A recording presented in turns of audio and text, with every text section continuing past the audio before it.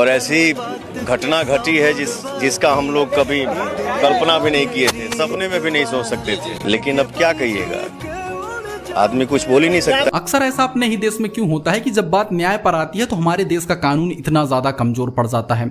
जी हाँ, काराकाट में बहन श्रेया के साथ क्या हुआ अब तक तो आप लोगों को पता चल ही गया होगा, और आप लोगों को यह भी बात पता चली होगी कि शुरुआत में श्रेया वाले मामले को बहुत ज्यादा दबाने की कोशिश की गई, इधर उधर करने की कोशिश की गई, लेकिन जनता ने मार्च के जरिए इस चीज को काफी ज्यादा उठा दिया, जिससे देश के कोने कोने में आवाज पहुंच गई।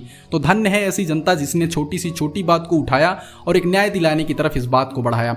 जैसे कि दोस्तों आपको पता होगा कि अभी तक किसी भी खास नेता द्वारा इसके बारे में कोई टिप्पणी नहीं की गई है। इतनी बड़ी हुई थी, इसके बारे में कोई टिप्पणी नहीं की गई है। बस अपने पवन भैया ने आश्वासन दिया था, तुरंत उन्होंने अपने सोशल मीडिया पर पोस्ट करके बताया था कि वो इस परिवार के साथ खड़े हैं, इस सिचुएशन में उनके साथ खड़े हैं और जितना भी हो सकेगा वो उस परिवार को न्याय दिलाने की कोशिश करेंगे। तो दोस्तों हमें इस तरह के नेताओं की जरूरत है जो हमारे सुख दुख में हमारे साथ चल सकते हैं।